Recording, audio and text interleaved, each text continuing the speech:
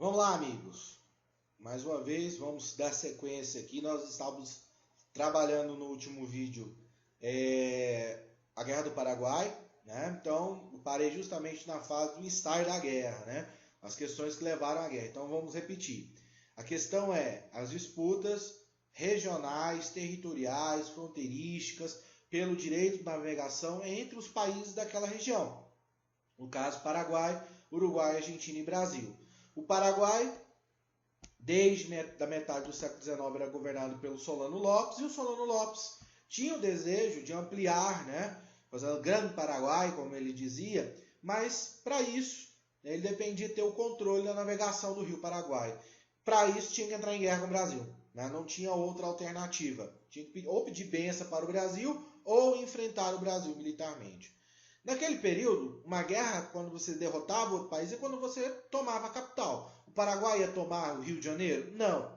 A opção dele era ocupar essa faixa de território que hoje é do Brasil, inclusive, e permanecer ali. Só que isso não vai dar certo, né? Vamos ver mais adiante, que é um projeto que não se consolida. Então, retomando, né? Você tem ali um golpe de Estado, o estopim da guerra. O governo do Brasil apoia o golpe de Estado do Venâncio Flores, no Uruguai. O Lopes, alegando defender o presidente do Partido Blanco, que tinha sido deposto pelos brasileiros, aprisiona um navio brasileiro, né, começa a atacar as cidades brasileiras, e aí isso vai dar início à guerra. Inicialmente, o Paraguai leva vantagem, ataca de surpresa cidades tanto do Mato Grosso como no Rio Grande do Sul. O exército brasileiro não tinha nenhum preparo, era mal equipado, mal treinado, não era uma força profissional. Só com a chegada do Duque de Caxias é que as forças brasileiras elas começam a ter uma organização, né? E poder enfrentar os paraguaios. Detalhe, quem compunha esse exército do Brasil? Era elite? Não. O cara da elite não ia combater na guerra. Ele comprava um escravo e mandava no seu lugar. Então a maior parte das tropas era formada por gente pobre, mestiça e negra, né? Que foi lutar na guerra obrigada. E muitas das vezes, né, o índice de mortalidade na guerra é altíssimo. Mais de 50 mil brasileiros morrem no conflito armado. Então, para você ter uma ideia.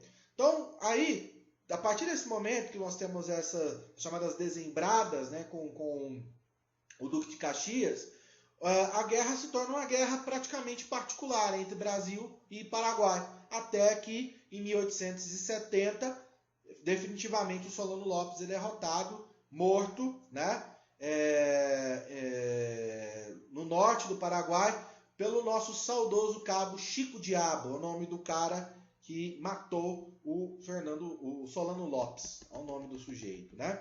E a Guerra do Paraguai também, a gente já falou inclusive dessa tela, né? A Batalha Naval do Riachuelo, uma das maiores batalhas da guerra, importante, vencida pela Marinha do Brasil, e também internizada nesse quadro, que passou a ser um quadro que compõe a identidade nacional brasileira, né?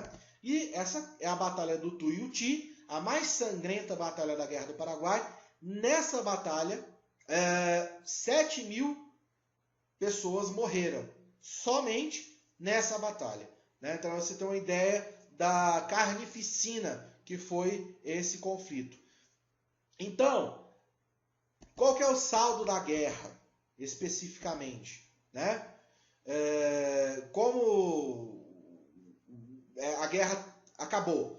Para o Paraguai foi uma lástima, né? O Paraguai foi reduzido a cinzas. Para você ter uma ideia, de cada 10 paraguaios, uma população masculina, de homens, né? 9 morreram na guerra. Algo em torno de 300 mil mortes. Durante muito tempo, a historiografia, como eu falei, por influência, né, do momento histórico da ditadura, da esquerda, falou que o exército brasileiro cometeu um verdadeiro genocídio no Paraguai. Mas como é que se derrota um país que está resistindo até o último homem? O genocídio aconteceu? Ele aconteceu. Ele foi a intenção? Não. Foi aonde a gente chegou, né? Mas o país resistiu até o final. Tanto é verdade que depois das dezembradas, o próprio Duque de Caxias desistiu de comandar a guerra, porque ele dizia que para vencer a guerra era necessário matar o último paraguaio na barriga da sua mãe. Então quem vai assumir essa parte da carnificina, do massacre contra a população paraguaia é o Conde D, né, que vai infectar vilas com lençóis contaminados, enfrenta crianças, né? No último suspiro da guerra, o Solano Lopes já não tinha mais soldados para combater. Ele monta um batalhão com crianças que é destroçado pelo exército brasileiro. Enfim, então nós temos esses episódios. Até hoje o Paraguai não se recuperou do caos, né, da destruição da Guerra do Paraguai. A partir do momento que o Solano Lopes foi morto, o Paraguai se rendeu, né, a guerra deixou um saldo muito negativo para o Brasil. Primeiro, o Brasil gastou mais do que devia com a guerra. Então, as finanças do segundo reinado, a grande estabilidade econômica que existia, que era a grande característica do regime do Dom Pedro II, foi para as cucuias, né? Além de sair enfraquecido economicamente, nós temos o fortalecimento do exército. E o exército vai se consolidar como um setor de oposição à monarquia. O exército se profissionaliza, se institucionaliza, ganha o respeito da população e vai se tornar um polo de oposição à monarquia, a questão militar que nós vamos trabalhar daqui a pouco. Essa charge ela foi inclusive usada numa questão, se não me engano, do Enem, em 2013. A contradição do final da Guerra do Paraguai. Você vê o soldado negro com as medalhas, ou seja, um herói de guerra, voltando para casa, mas os seus, né, ali, familiares, né, amigos, na situação de escravidão. Então a Guerra do Paraguai também ela dá um impulso ao movimento abolicionista, que vai também ser um grande responsável pelo declínio do segundo reinado. Beleza, pessoal? Bom, vamos lá. Falamos da política externa do segundo reinado. Vamos trabalhar a política interna do segundo reinado. Leis. A Lei Eusébio de Queiroz, de 1850, ela é um marco importante no que diz respeito à questão da escravidão. Essa lei, na verdade, ela foi uma resposta àquela pressão que os ingleses estavam fazendo sobre o governo brasileiro em relação à escravidão. Como eu expliquei, você tinha o Bill Aberdeen, né? A marinha inglesa patrulhava os mares para evitar o tráfico de escravos, e em 1850, né, foi proposta e editada essa lei que proibia o tráfico de escravos para o Brasil. O problema é que essa lei ficou conhecida como a lei para inglês ver. Tudo no Brasil é maravilhoso, sofre o que eu chamo de raio brasileirador. Olha que coisa, né? O famoso jeitinho. Isso não é uma coisa de agora. Isso é uma coisa que faz parte, infelizmente, da nossa história. No papel estava proibido, mas na prática o tráfico continuava. Ele não parou de acontecer, né? Então os escravos ainda chegavam contrabandeados. Internamente, nós tivemos o chamado tráfico interprovincial. Ou seja, locais onde não mais necessitava tanto da mão de obra escrava, esse escravo era introduzido para cá. Então, regiões do Brasil, no século XIX, quase já não contavam com a mão de obra escrava. É o caso do Ceará, dos estados do Nordeste, do Centro-Oeste, do Sul. A mão de obra foi destinada à cafeicultura no Sudeste do Brasil. Tá? Então, foi uma tentativa de enfraquecer a escravidão, mas a escravidão, mesmo assim, ela continuou a existir. Tá? Um reflexo da Lei Eusébio de Queiroz foi o início da imigração europeia. Com a proibição do tráfico de escravos, os cafeicultores, principalmente os cafeicultores do Oeste Paulista, eles ficaram preocupados, né? E será que nós vamos ter mão de obra suficiente para garantir as colheitas? Então, o governo brasileiro passa a incentivar a imigração europeia no Brasil. Então, primeiramente, você tem essa questão para solucionar o problema da falta de mão de obra, com a abolição do tráfico de escravos. Segundo, é uma forma de você branquear a população. Lembrando que eu falei para vocês que dentro da intelectualidade brasileira da época, o darwinismo social, né, as teorias eugênicas eram muito aceitas. Então, era bom você trazer o europeu para que esses povos bárbaros dos trópicos, negros, mestiços, indígenas, fossem civilizados. Eles acreditavam que essa civilização era genética, né? Ela era passada pelo sangue, pelo cruzamento entre as pessoas. Então há sim uma sistematização.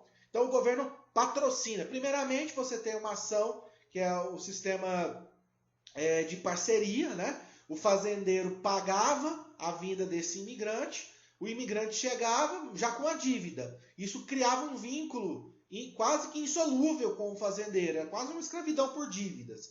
Então sempre o imigrante estava devendo, ele nunca conseguia terminar de pagar essa dívida desses custos da viagem. Para proibir essa prática, o governo brasileiro fez a migração patrocinada pelo Estado, até porque vários países europeus ficaram sabendo, né, desses casos de exploração econômica dos imigrantes e proibiram os imigrantes de vir para o Brasil. Olha que coisa, né? E também era uma forma do governo colocar panos quentes ali em relação aos cafeicultores. Então o governo brasileiro trouxe, ele pagava o custo da viagem, chegava no Brasil, aí sim o imigrante ele era contratado e levado para a sua cidade. Principalmente os imigrantes italianos, né, que se estabeleceram no sistema de colonato. Cada família cuidava de 1.000 pés de café e recebia parte da produção desse lote de 1.000 pés. Era assim que funcionava o processo. Beleza, pessoal?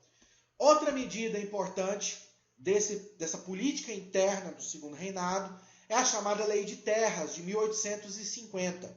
Essa lei ela mudou o sistema de posse de terras no Brasil. Até 1850, o que vigorava? O regime português das sesmarias. Então, a pessoa tinha posse, mas não tinha escritura. Não era dona da terra, era uma concessão. O Estado dava a posse, concedia aquele lote de terra. A partir de 1850, o sujeito agora podia escriturar a sua terra e se tornar dono.